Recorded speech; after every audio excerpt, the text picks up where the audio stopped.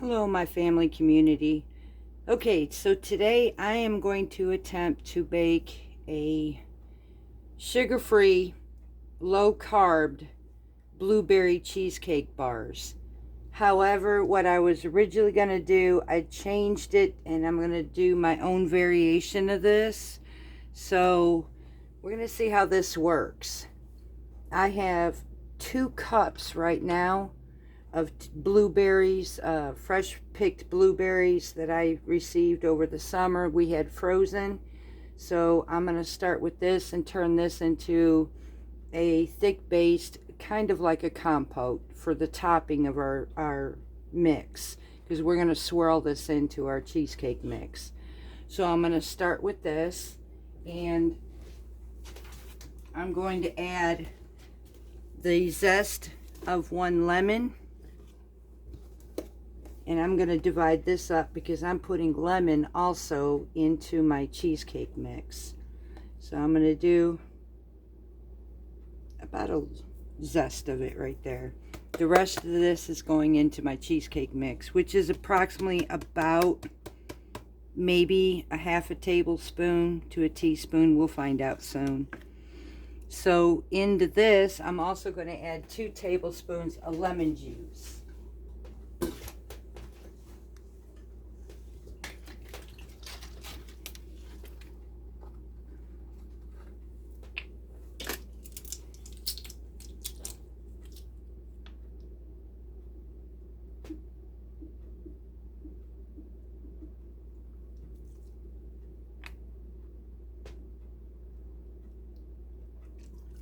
I'm kind of making a springy type of dessert for us. And now I'm going to add about 2 teaspoons of sugar. Any type of alternative sugar you would like, you're welcome to use. I won't say any specifics because everybody has different tastes. So I'm going to add about 2 teaspoons of this. I don't want it too sweet because I like to have that blueberry flavor. And kind of as natural as possible, because there'll be enough with the cheesecake mix and within my crust. So now I'm going to heat this up on a medium-low.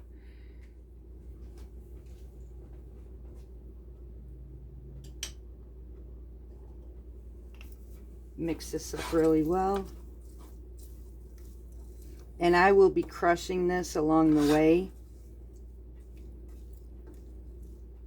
I'm making this ahead of time because the crust that I'm going to use, I'm not going to bake it first. I'm actually going to be using a pecan crust. Most people would use an almond, but with the almond flour, but I'm going to go and try a pecan instead.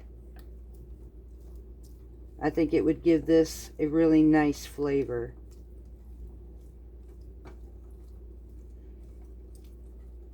So I'm just going to go ahead and keep heating this up, and as I heat it up, I'm going to crush my blueberries, and what I'm looking for is a thick based sauce per se.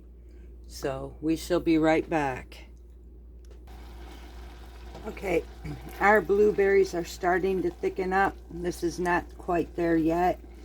I am crushing these blueberries, releasing their juices as I'm cooking down the juice to make a basically a thick, gelled, by their own factor, compote or a topping. I also wanted to state that those who are not on low carb or low sugar, that are not diabetics, alternately you can convert these recipes for your taste as well. When I try to use real foods, it basically can go either way. Now for this, instead of using sugar substitute, you could use regular sugar in this. You can use brown sugar in this. As far as the pecan crust that I'm going to be using, you can use the same thing, or you can use a graham cracker crust. you could make a shortbread crust for you. So I'll just know that some of these recipes I do for low carb, low sugar, alternately think about the ingredients, look at them, and see if you can convert them for you as well. This way you can enjoy what we do as much as I convert original recipes into one that's more suitable that my husband can make or eat. So I thought I'd mention that as well, because that's one point I haven't made yet. Converting recipes, there's so much you can do with them. It takes some thinking, and I totally get that, but it's not impossible. So I'm going to go ahead at this point and finish mashing up my blueberries and turning this into a thick sauce. So I shall be back. This is not that long from now to do that. Okay, so our blueberry compote is now finished. You want this thick, spoonable layer on the top. So, and this took about 10-15 minutes on medium-high, stirring constantly and popping the berries as I went along, releasing somewhat of their own gel. So you don't need cornstarch or nothing like that to thicken this up. Now, if you were going to make a sauce, you would, but we're just making a thick compote one just to top with the natural berries as much as possible. So now I'm going to set this aside until we're ready to use it. I'm going to set you up because we're going to make our crust next. Okay, so here's our crust. What I did was I took whole pecans, ran it and pulsed it through my food processor to make a flour base out of my pecans. So I still have some, it is granulated, but this will make a beautiful crust. So I pulsed it just enough where it would not form a butter, because pecans have its own fat, and tendency has a little bit more fat than almond does, but it's also got slightly less carbs than almond. So I'm choosing to do the almond today. I'm going to be adding a 1/4 cup of sugar substitute, 4 tablespoons of melted butter,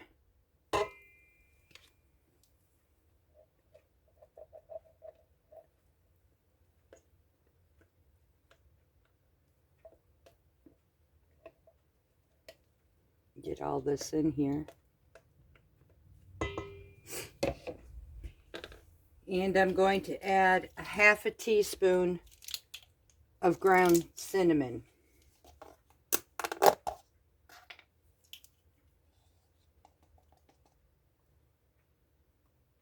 And I'm just going to mix all this up until it's all incorporated and somewhat makes a nice dough.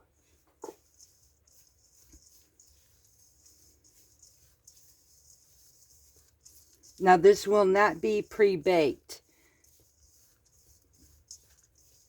because it takes about 30 to 40 minutes to bake these bars.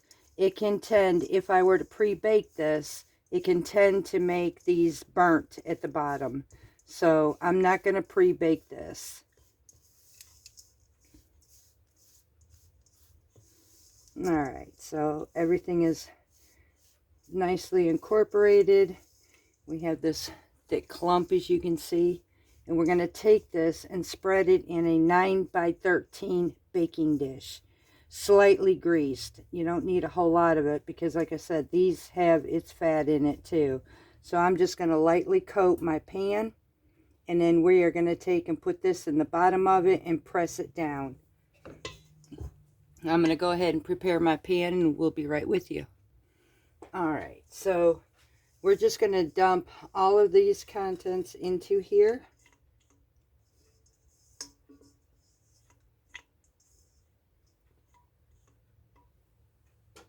And I want to spread this around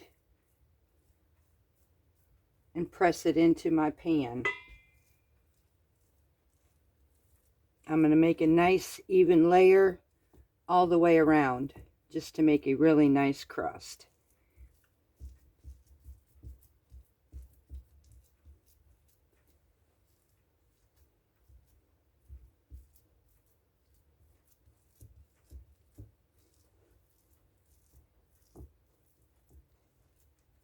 Where there's thick areas, just press it out.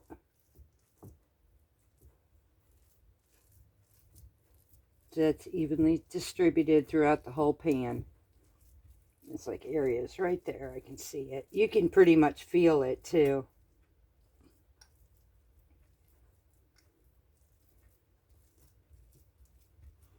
Anywhere that it breaks apart, just put them together. This goes and works so well doing this.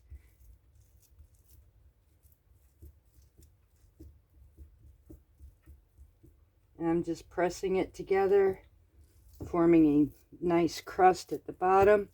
Anywhere where it's thick, I'm distributing it out throughout this whole thing. It takes just a little bit of work, but worth it.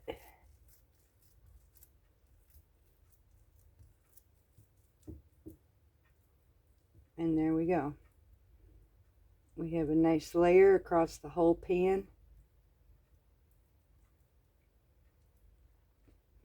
And now we're going to work on our cheesecake filling to go over the top of this, and it will all bake at once. All right, and there we have it, a nice crust all the way throughout the bottom of the pan. Now I'm going to get my hands cleaned again, and I'm going to go ahead and start our filling. Okay, using two 8-ounce blocks of room temperature cream cheese. We're going to be using 2 room temperature eggs.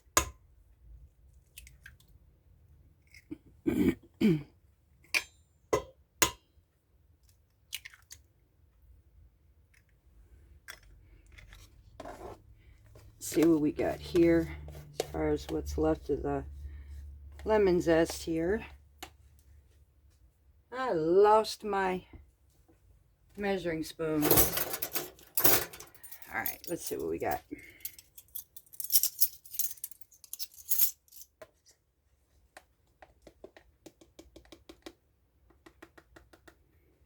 Add in a teaspoon of lemon rind.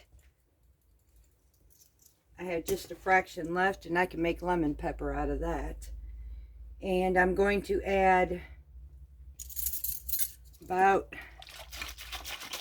a tablespoon of lemon juice.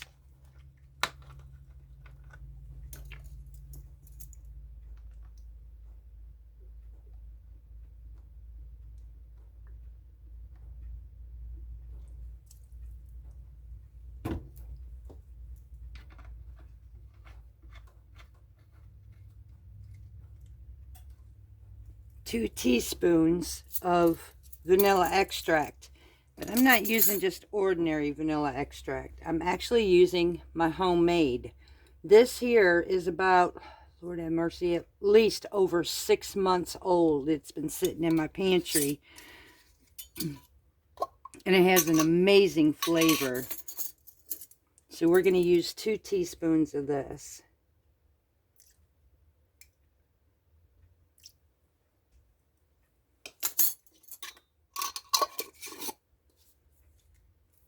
I'm going to use a 1/2 cup of my sugar.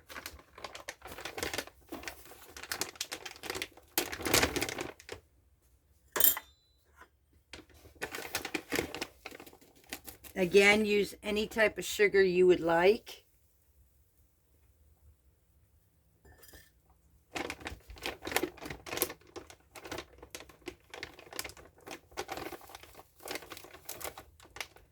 And then we're going to mix this up.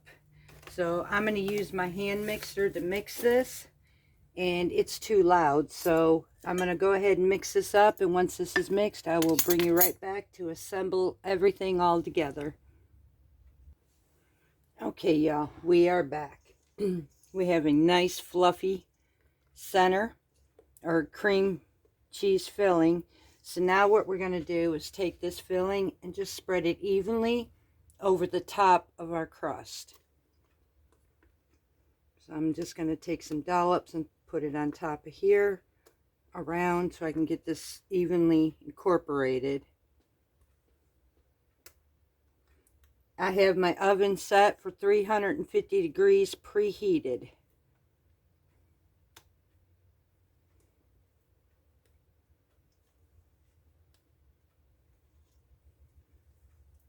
And this has a beautiful lemony flavor too. Lemon goes really good with blueberries. So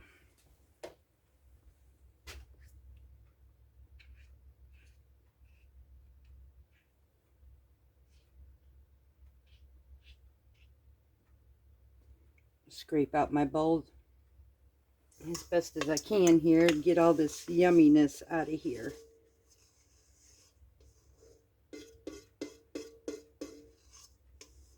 And that's about all I can get.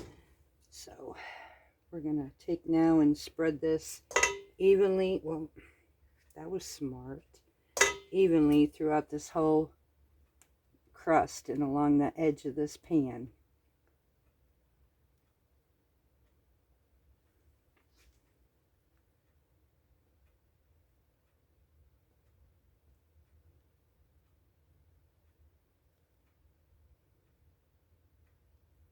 Oh, this is looking so good already. I can't wait to have this tonight.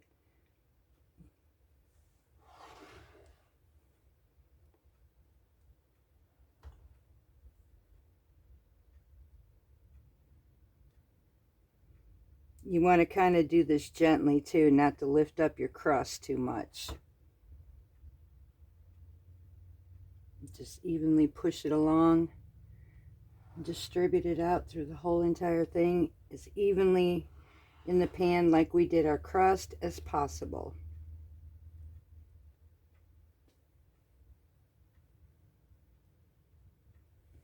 All right.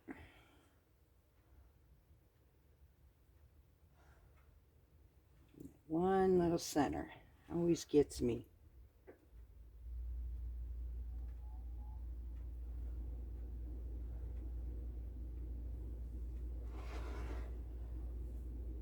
All right, so now we're evenly distributed. Now comes the topping of our blueberries.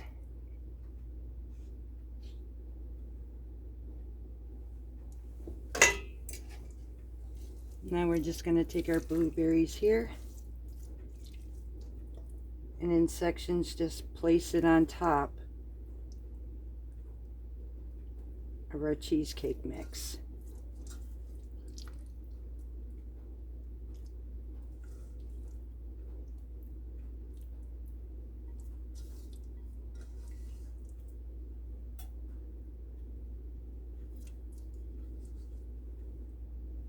Y'all, if you could smell this.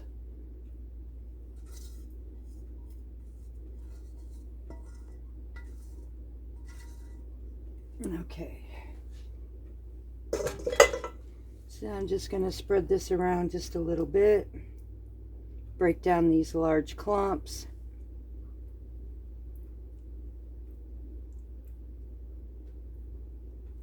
Just like so.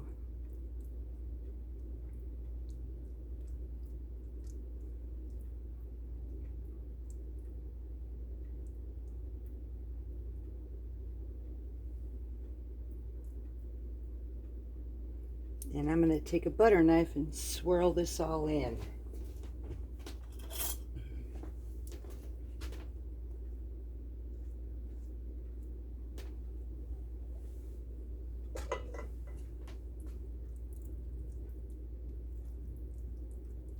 Just kind of spread the blueberries out with my butter knife. It kind of spreads the blueberries around so it gets more or less evenly distributed while it releases the color into the cake mix. Oh my gosh, this is looking so good. I gotta quit doing this, y'all. It could get me in so much trouble.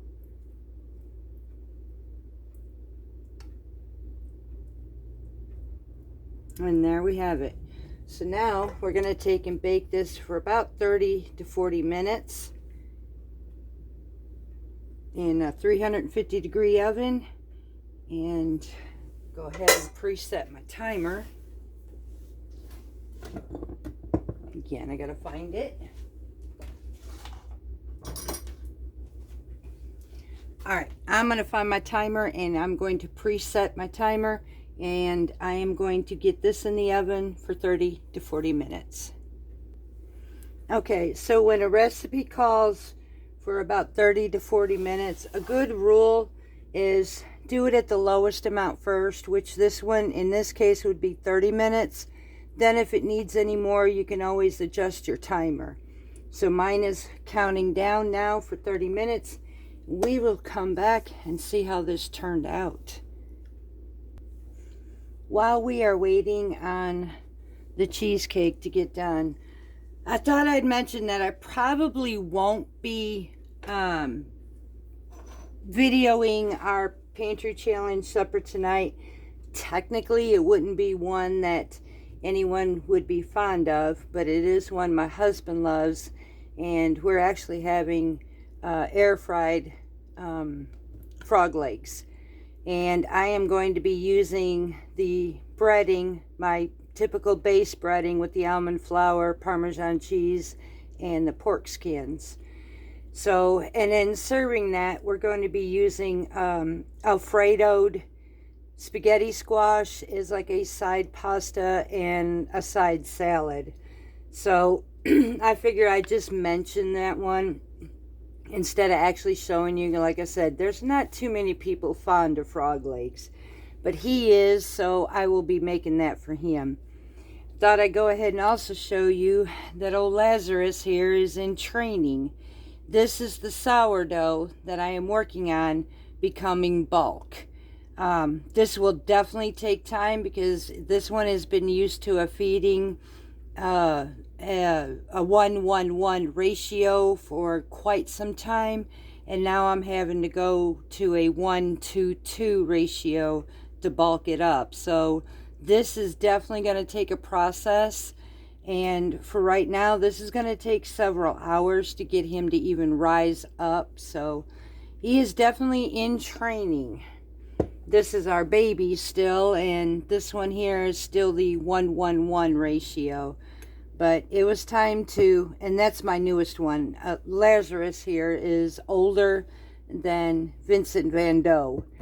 So I had to take the chance and start bulking him up. I mean, it was time.